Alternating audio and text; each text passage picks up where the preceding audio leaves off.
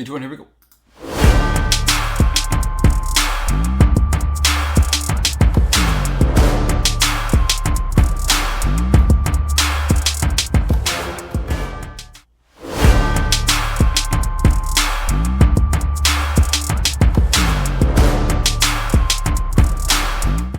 Hello, ladies and gentlemen, and happy Wednesday to all you Hopper fans out there.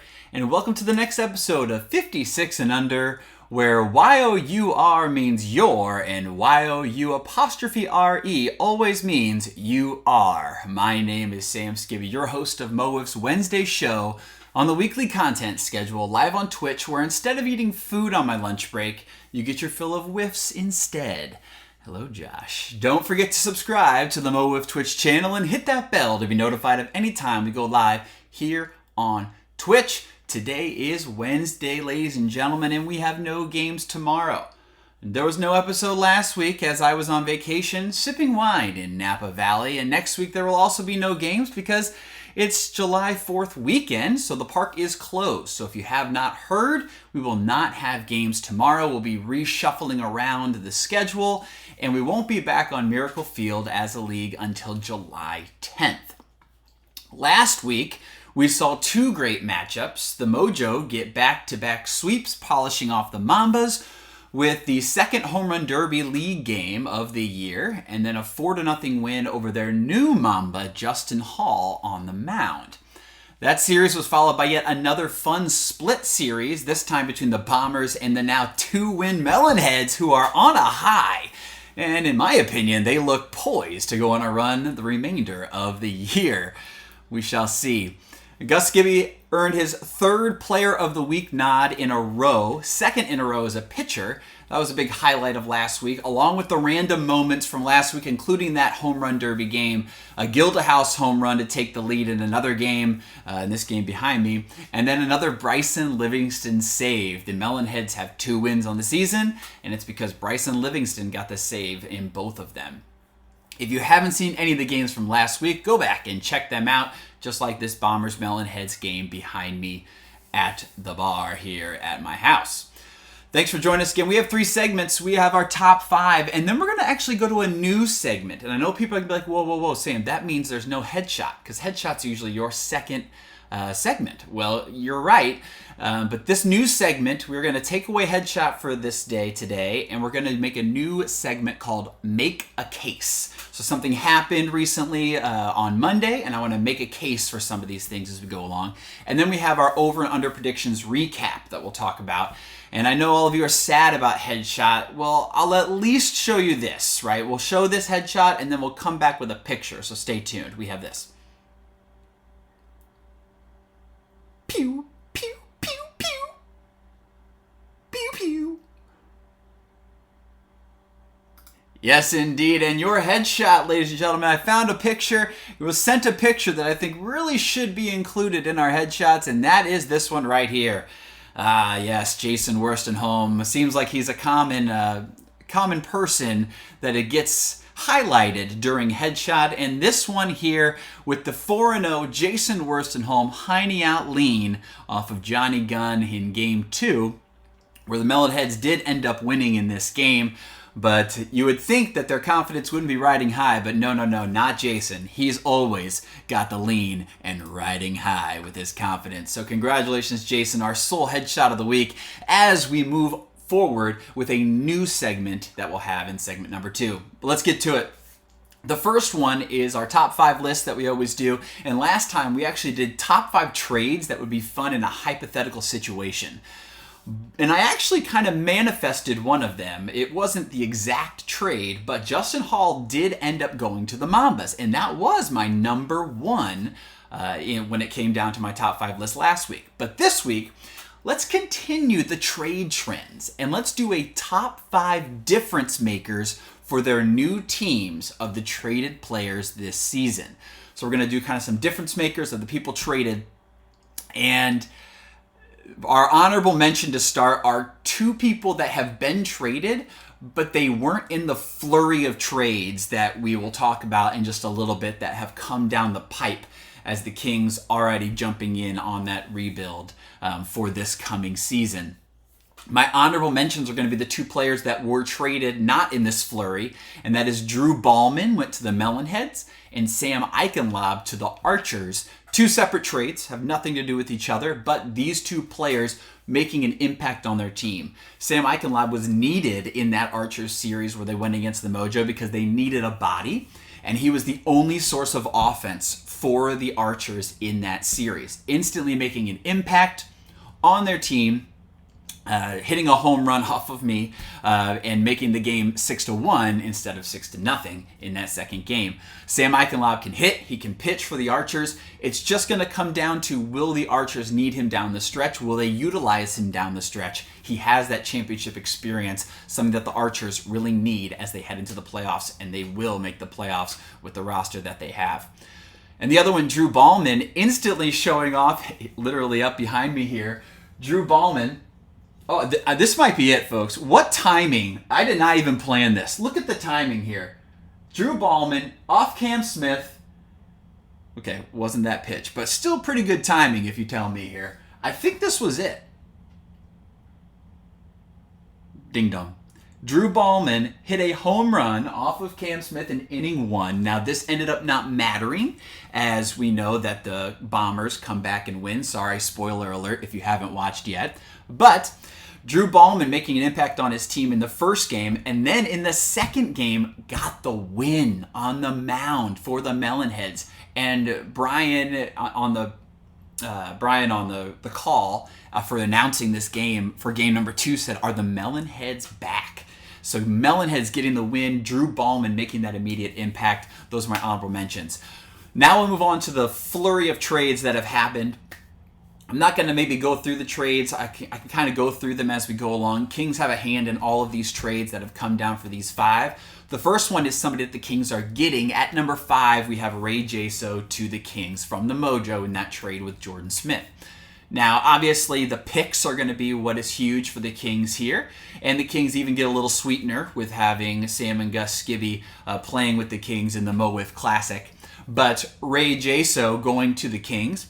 Ray proved himself to be a good hitter for the Mojo, helping them get their win in that second game against the Purge that's still under that delay, and hitting a double in that one, and not in the stats yet, but also doing a great job getting a feel for the hitting game, Ray Jaso. On the pitching side, needs some help. Lost to the Melonheads, gave up a home run to Bryson Livingston to lose that game. But I think this actually might turn out well for the Kings if they can get another hitter there that can get some reps, and they would also get somebody who wants to get better at pitching, who wants to play and get those pitching reps, but wasn't going to find that time on the Mojo anymore. But will he come and maybe get some time for the Kings? Kings do have him under control for another year as that rookie signing. So that comes in my number 5. At number 4, we have Justin Hall to the Mambas. Now, we know Justin Hall got traded before that flurry that went down the other day, but Justin Hall instantly gets thrown into the fire. Here you go. Here's the defending champs in our number 2 game. We want to put you there. Now, Justin Hall did already face off against the Mojo, so this would have been the second start for Justin Hall against the Mojo, but on separate teams, and it came with the same result, as Justin Hall gets the early loss, but looked fantastic again in his start and will be an important part of the Mambas moving forward. Justin Hall adds a third pitcher to this roster when they were using Caden Rice as kind of like they almost used him as a save situation in things even with James Dutton. But now they have Justin Hall that can add into this mix. He can add into the mix. He can give them a good second start. If Caden Rice starts before Justin or Justin starts before Caden, they could split games, or one of them could give James a break in maybe have James just start the game and then one of them can close it out. It's going to give different looks, and you're starting to see people use the bullpen a lot more in these games. So giving them a third pitcher is the most pitching the Mambas have ever had. Justin Hall to the Mambas. At number 3, we have Jordan Smith to the Mojo. The second time Jordan's been traded this year, and the former two-time MVP, the former 2-time Cy Wiffle, second time getting traded. Has Jordan been his MVP self this year? No. But can he be? Yes. And that's a dangerous thing for the Mojo moving forward. or makes the mojo more dangerous moving forward, having Jordan Smith who can be in the lineup. So having the UWIF roster all together of Sam, Gus, Jordan, and Jackson, will that happen the rest of this year? We will see, as it seemingly kind of seems like Gus might not be here the rest of the time, if not maybe once more, possibly in July coming up. But we will see as it moves forward. But Jordan Smith adding his hitting prowess and giving them another player that they can throw out there on the mound. But will they protect Jordan's arm the rest of the year as we lead up towards UWIF as well? We will see. Number 2, Johnny Gunn to the Kings. Now, if Johnny Gunn does re-sign with the Kings, then this is a win for the Kings. If Johnny Gunn in the offseason can re-sign with the Kings, I think this trade will work out for the Kings' favor. Johnny Gunn, not only a prowess out there at the plate and on the mound, very tall, large, big muscle kid that can throw the ball hard, has good movement, just about refining that skill. He has a fantastic swing. And one thing that Gus always said when he faced off against the Bombers, Gus said the scariest hitter to face was Johnny Gunn. He just had it there. So Johnny Gunn to the Kings is going to be a nice way for him to get more reps, for him to get more pitching, and to maybe really dive and get into that roster and be a full-time player for them, and hopefully continue to get better and better in this style. Johnny Gunn to the Kings. And number 1, I think we all knew it was coming, Josh Wheeler to the Bombers. The number 1, most likely going to make the number 1 most immediate impact for the team. Johnny Gunn and Josh Wheeler making this swap. Josh Wheeler going to the Bombers was not... I think there was many teams that were going for Josh Wheeler. Not really a surprise. The Bombers had a lot to give when they have Johnny Gunn, who's an up-and-coming player, plus picks. There were other teams out there that were giving picks and players, but this was the package the Kings ended up wanting, especially if they can get Johnny Gunn to re-sign. Josh Wheeler is a big-time player. He was the number 1 overall draft pick for a reason, has continued to prove it time and time again. He wants more hitting time. Bombers can give it to him. He wants to still be that number 1 pitcher, and that him and Cam being a 1-2 punch is one of the better 1-2 punches in the league now. The Bombers having Johnny Gunn as their number 2, it worked out at times, but with a losing record, they need somebody who can give them that run support. Now, this is interesting because Josh Wheeler essentially is going to be getting more hitting with the same amount of pitching, hopefully, in this Bombers lineup. The Bombers have been struggling at the plate, so adding in somebody like Josh Wheeler who could give them that spark that they need and give Josh the reps that he needs to continue to get better, I think this is a win-win situation for the Bombers. So obviously getting one of the most exciting players in wiffle ball, Josh Wheeler, this year is always going to work out. But it's going to be exciting to see how it comes down the stretch. The Bombers don't have a lot of games left. And there's still a lot to play out when it comes to playoff seeding. The Bombers are not in the playoffs by any means, and anything can happen, but adding a guy like Josh Wheeler makes it a little easier to say we put ourselves in the best position possible to get the Bombers to the playoffs. And we all know, once you get to the playoffs, anything can happen. Can't wait to see Josh Wheeler on the Bombers and continue his career in not only this league, but around the country as well. Here we go. Ladies and gentlemen, the new segment now called Make a Case. And I don't have any fun things. I don't have any, fun graphics, or don't have a song for it yet, but maybe we will if I do this again, Make a Case. I kind of did this with our over-under predictions when I made a case for each team to finish with more than six wins the rest of the way. But for this one, our Make a Case is actually going to be this. On Monday, United Wiffle registration opened and then 8 hours later closed. And it looks like that all of the true 4 MO WIFF teams all got in. From what we've all talked about, it seems like all 4 teams got in to the United Wiffle tournament. The team list hasn't been announced, but from what we've heard, all 4 of the teams did register on Monday within that 8 hours. I know many of us probably did it within the first hour, so I think all of us are in. So I actually want to go through the rosters, and I want to make a case for the teams on making a run and then their possible ceiling of where I think they could possibly finish. Now, anything can happen, we know, in tournaments. This is just an opinion. Anything can happen when it comes to a tournament. Depends. You get a lot of bracket luck. You get a lot of things go down, and especially in a tournament like United Wiffle, where it's completely random who you end up with. So we're going to make a case for each of our 4 MO WIFF teams, and then we'll also, maybe I'll start with an honorable mention of other, but now we'll do it at the end. We'll talk about the other MO WIFF players that are playing in UWIF on different teams as well, and how their teams could also make a run. So the first one I'm going to start with is the Crew. So the Crew, the new team that was just, I think, announced on social media today, Tom Wilkerson will be leading this team, and he will have Blake Hoffman joining him, Justin Hall, Caden Rice, and Chandler Melton. I love this team. I think it's a great sneaky team. Tom Wilkerson wanted to go. He wanted to play in this tournament, and it'll be Tom's first time playing in the tournament, not as a coach, but as a player. But putting together a roster that I think can make some noise depending on who they get in play. I think their ceiling is a top 24, and the way that they can get there and beyond is by having their pitching, Blake Hoffman, Justin Hall, and Caden Rice, all firing on all cylinders. All 3 of those players have had their fair share of losses, and they've had their fair share of wins. Blake Hoffman hasn't pitched in MO WIFF yet, but we know that he has pitched in games at UWIF. He's pitched in games around the country. He knows what it's like at that tournament. So having that experience is huge for that team. Caden Rice has so much going for him, and Justin Hall continues to get better every time he goes out there, even playing in East Coast Wiffle. So they have the experience to do that. Chandler has the experience at the plate. You got to believe Chandler and Tom are going to be kind of their better hitters, and then Caden, Justin, and Blake will kind of fill in as they go along.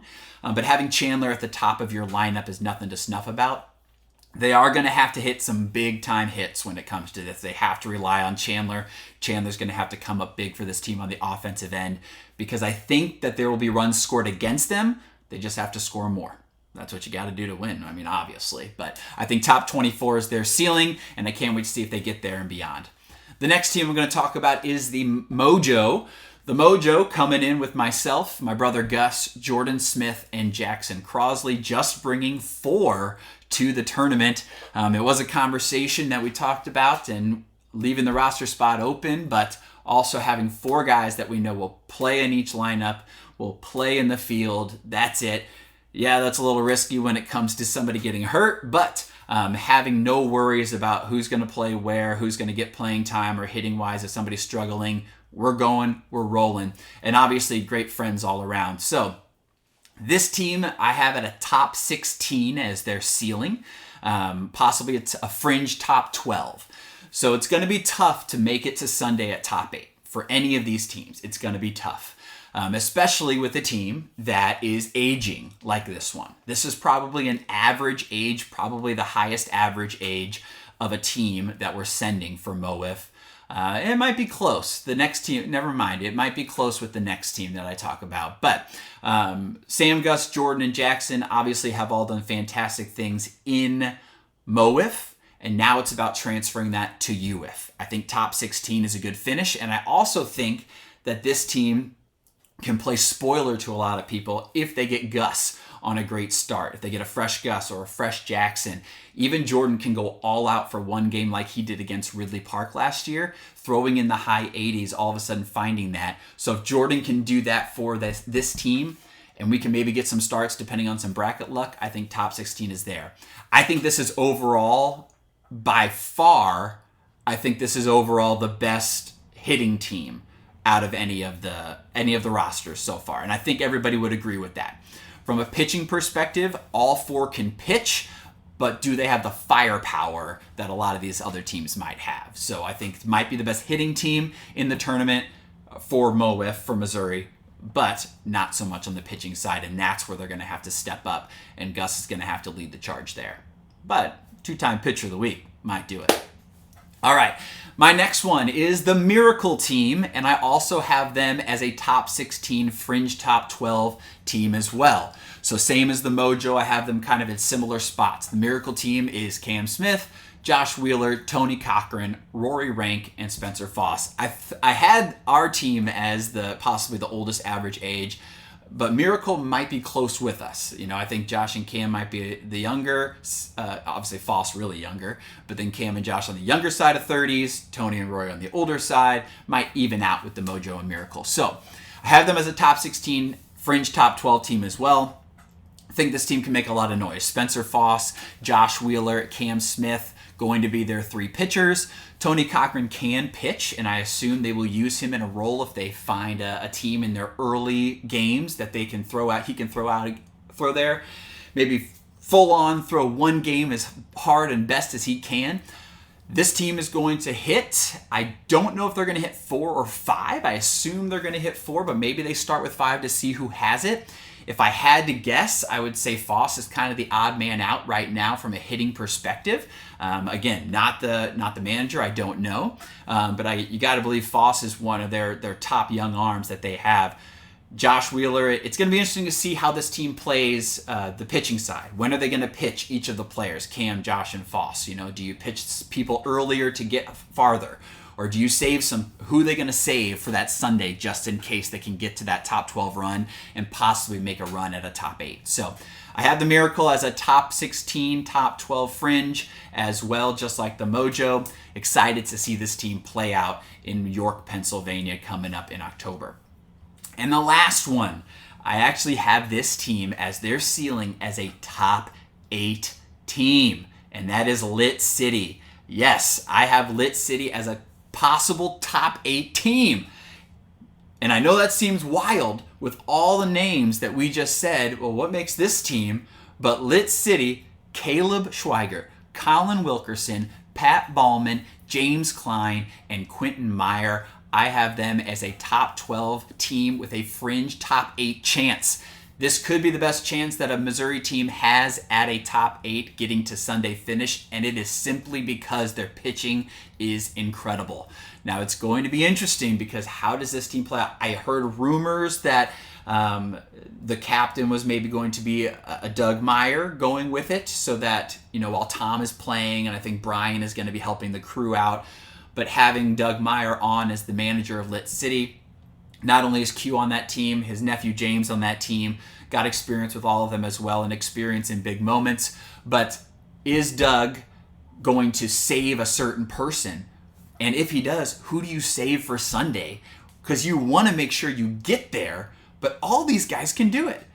By far, I think this is the best pitching depth that we have on a roster from Missouri, simply because their firepower is immense. Caleb throws in the mid to upper 90s. Colin can hit 90. Pat is throwing an incredible right now in the mid 90s at times. And then James Klein, we know, can almost touch 100. Q is not going to pitch. We know this for sure, everybody. We know this. Unless the Canadian team comes back and maybe Q pitches against Team Canada and, just fires it out there for another 31 to 29 game finish. I don't know. But Q's not going to pitch, but the other 4 will. You got to believe they're going to start Colin early if they have a team they think they can get. But then you have Caleb, Pat, and James. All 3 of them can have some success. Pat and James, in my opinion, are got to be their 1-2 right now, the way they're pitching. If you can somehow save a James Klein to come to Sunday without pitching at all, then I think you're in an incredible spot to make a run. If you can save James Klein for the last game on Saturday of the tournament, I think there's a good chance they make it to the top 8. The one question about if they will get there is hitting. And I think everybody would agree on this. Even their own team will agree that the hitting has to step up. Pat Ballman has proven time and time again that he can hit. Q is becoming such a much better hitter than he has been every year he comes in. Hitting hitter of the week this past couple, was it 2 weeks ago, 2 times ago, was the hitter of the week for the league. Colin was the hitter of the week at the beginning of the season. Caleb can swing it as well and has hit a big home run. I think it was 2 years ago, hit a big home run off Ridley Park to get that win and take it home. And then James Klein has proven in the Mo WIFF Classic he can swing it as well. So it's going to be interesting to see who hits on this roster and who comes up with a big moment. Can they all hit? Yes. Are they streaky? Yes. But they need to put it together to make that top 8 run. I think all 4 teams have immense potential to make it to that next step. Will they get to a top 8 run is always the question. Will they break into that East Coast? Will they be that team that kind of breaks into the East Coast mindset and takes home and does it the first time since the first year that any Missouri player has been there? And that was our first year as a kind of the Midwest Monstars. We got the top 6 finish. So will we go through? Who knows? But let's make all Missouri proud. Yes, indeed, Josh Wheeler. Other Mo WIFF players that are going to UWIF, I don't know if they've registered. I don't know if their teams are in. And I actually don't know. Ethan Weiner, I know, is playing with his team. I don't know if it's Great Lakes Legion, if that's the name of it or not. I forgot what they're called, but I know he's playing with those similar players. They could easily make a run. Ethan was a huge part of their team and hitting-wise. So Ethan making his another appearance at UWIF. Brody Livingston, we know, is playing with the Pandas. They're going to be an incredible team, also just making some additions to their roster, I've heard, to kind of bolster their lineup. And then I know there's rumors of Connor Jaso possibly going to SoCal, so I think that might be playing out. We'll see if that's true when they release the rosters. If I am missing anyone else in the chat, please let me know, or if anybody else, if I'm missing anybody, please let me know. But that is my make a case. Sorry it was so long, but wanted to make sure to give due diligence to all of our Missouri teams heading to York, Pennsylvania this October. And the final segment, we don't have any new prediction over-unders because no games next week, or no games tomorrow. But I did want to go through a recap of these because all of them did hit the under, unfortunately. But let's talk about the under. My first one was in the Mojo Mamba series, was 5.5 Mojo players in a row to get hitter or pitcher of the week. Not hitcher or pitter, but hitter or pitcher of the week. The Mojo just missed this one, getting 5 in a row. So they had, Sam and Gus, they had Gus and Q, then they had Gus again. That's 5 in a row. And then Sam Gildahouse beat out the only Mojo player who was in there was myself. So beat out Sam Skibbe with his winning home run and got the hitter of the week for it. So Sam Gildahouse was the reason why they did not get the over. Would have been the only time this year that there was 6 players in a row, hitter-pitcher. But didn't happen, and I don't know if it will ever happen, but tough thing to do. And the other one was the 5.5 Mambas runs scored against the Mojo. They were on fire. They were hitting 4.67 runs per game, but they scored 0. So they hit the under very much. The score was 0. Hopefully the Mambas can turn it around and kind of make it a little more exciting as we go, but who knows, maybe the losses are just as exciting because then that division ends up blowing up and maybe the Kings end up kind of sneaking in and maybe doing something with Johnny Gunn now, who knows.